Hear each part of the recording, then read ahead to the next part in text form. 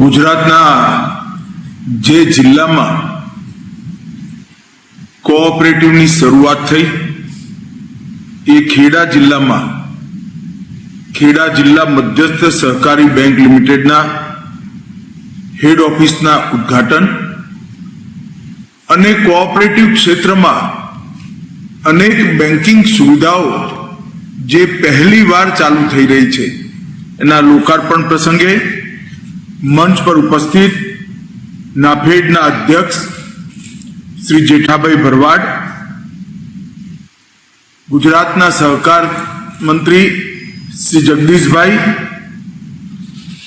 શ્રી મિતેશભાઈ પટેલ, શ્રી અજયભાઈ બ્રહ્મભટ્ટ, શ્રી રાજેશભાઈ પટેલ, શ્રી રમણભાઈ સોલંકી, પંકજ દેસાઈ, શ્રી વિપુલભાઈ, અર્જુનસિંહ ચૌહાણ, માનસિંહભાઈ ચૌહાણ, અમિતભાઈ ચાવડા, ગોવિંદભાઈ પરમાર, યોગેન્દ્રસિંહ પરમાર, સંજય મહિડા, રાજેશભાઈ ઝાલા, યોગેશભાઈ પટેલ, કમલેશભાઈ master, Shri Kalpeshbhai, તેજસભાઈ અધ્યક્ષ અને રાજેન્દ્રસિંહજી, આ સૌ અને આજે બેંકની એજીએમમાં ઉપસ્થિત સૌ સભાસદોને હું હૃદયપૂર્વક ખૂબ ખૂબ શુભેચ્છાઓ અને અભિનંદન આપું છું.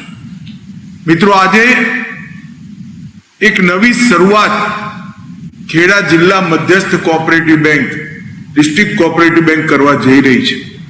હું તેજસભાઈને હૃદયપૂર્વક અભિનંદન આપવા માંગુ છું કે સમગ્ર ગુજરાતમાં પહેલી વાર ખેડા જિલ્લા બેંકે અનેક સુવિધાઓને આગળ પર લઈ જઈ શરૂઆત કરી. કોઓપરેટિવ બેંકોને આજના સ્પર્ધાના જમાનામાં ઉભા રહેવા માટે નવો ચીલો ચાતરવાનું કામ કર્યું છે. આ એ જિલ્લો છે જ્યાંથી સરદાર પટેલના યશસ્વી માર્ગદર્શનમાં, સરદાર સાહેબના માર્ગદર્શનમાં અમૂલની શરૂઆત થઈ.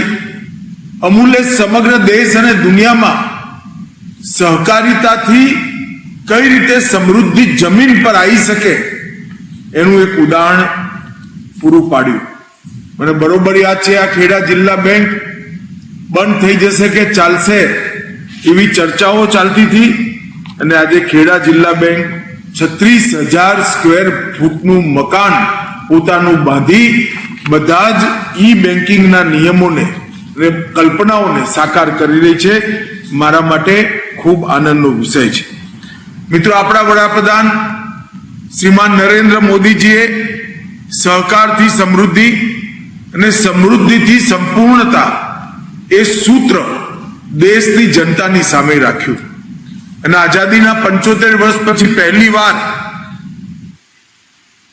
કેન્દ્રમાં સહકારિતા મંત્રાલયની રજૂઆત કરી અને એ શરૂઆત આજે મને લાગે છે કે આવનારા દિવસોમાં સહકાર ક્ષેત્રને નવા 100 વર્ષનું આયુષ્ય આપવા માટે ખૂબ મોટું કામ કરવા જઈ રહી છે. મિત્રો, આજે સરદાર પટેલ સહકાર ભવનનું ઈ લોકાર્પણ થયું છે.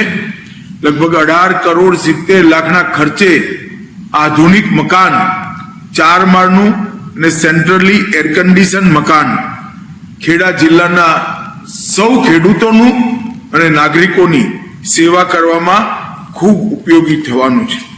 ગુજરાતી સહકારી બેન્કિંગમાં પહેલીવાર loan management system, document management system અને ટેબ્લેટ બેન્કિંગ ખેડા જિલ્લા મધ્યસ્થ સહકારી બેંકે ઇન્ટ્રોડ્યુસ કરી છે અને એ બેંકની 76મી એન્યુઅલ જનરલ મીટિંગની અંદર ઇન્ટ્રોડ્યુસ થાય છે.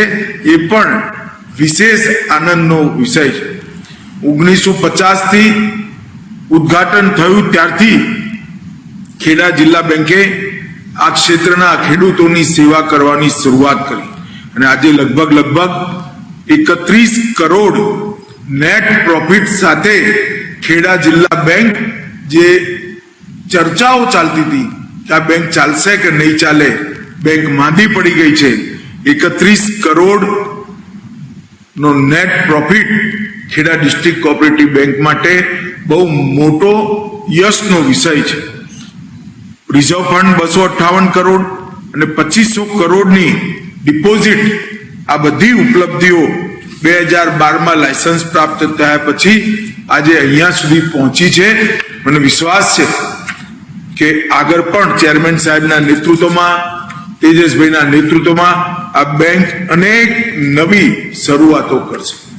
મિત્રો, આજે એજીએમમાં આટલા બધા ખેડૂતો ઉપસ્થિત છે ત્યારે હું સહકારી સંસ્થાઓ વચ્ચે કોઓપરેશન એમોંગ્સ કોઓપરેટિવ એ વિષય પર ભાર મૂકવામાં, ભારત સરકારે એક નવો ઇનિશિયેટિવ લીધો. બનાસકાંઠા અને પંચમહાલ જિલ્લાને આપણે પાયલોટ પ્રોજેક્ટ તરીકે લીધા છે અને બાકી સારી બધી બેંકોએ પણ એની શરૂઆત પોતપોતાના જિલ્લામાં કરી છે. તમે સૌ જે એજીએમમાં આવ્યા છો ક્યાંક ને ક્યાંક સહકારી સંસ્થામાં છો.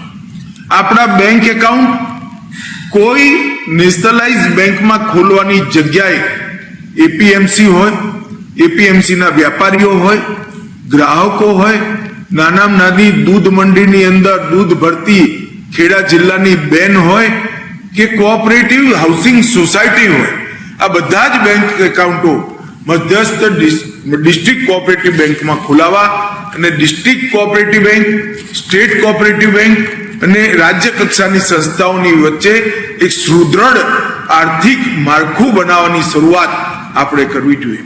હું ચોક્કસપણે માનું છું કે અગર કોઓપરેશન એમોંગ્સ કોઓપરેટિવ આ મંત્ર જો આપણે સિદ્ધ કરીએ તો ભારતના કોઓપરેટિવ ક્ષેત્રને ક્યાંયથી પણ કોઈ મદદ લેવાની જરૂર નથી, હોશિયારા થવાની જરૂર નથી. ભારત સરકાર કે રાજ્ય સરકાર પાસેથી પણ ₹1 લેવાની જરૂર નથી. કેવલ કોઓપરેટિવ સંસ્થાઓના પૈસાથી જ પૂરી કોઓપરેટિવ મુવમેન્ટ યશસ્વી રીતે ચાલી શકે. મિત્રો, અમૂલ એનું એક સુંદર ઉદાહરણ છે. આજે અમૂલે સૌ દેશભરમાં કામ કરતી કોઓપરેટિવ ડેરીઓ માટે એક આદર્શ ઉભો કર્યો છે અને મારી આપ સૌને અપીલ છે કે ગુજરાતની જિલ્લા બેંકો પણ એક એવો આદર્શ ઉભો કરે કે દેશભરમાંથી, દરેક રાજ્યમાંથી આપણી બેંકોને જોવા માટે કોઓપરેટિવ મુવમેન્ટના ભાઈઓ આવે. આજે જિલ્લા કોઓપરેટિવ બેંકના સૌ સભાસદો બેઠા છે ત્યારે અને હું તેજસભાઈને પણ વિનંતી કરવા માંગુ છું કે પેક્સને મજબૂત કરવાનું જે કામ ભારત સરકારે હાથમાં લીધું છે, 20 અલગ અલગ જાતના ઇનિશિયેટિવ લઈ પેક્સને મજબૂત કરવાનું કામ જે હાથમાં લીધું છે એને પણ તમે આગળ વધારો અને પેક્સ જેટલા મજબૂત થશે એટલી જ બેંક મજબૂત થશે.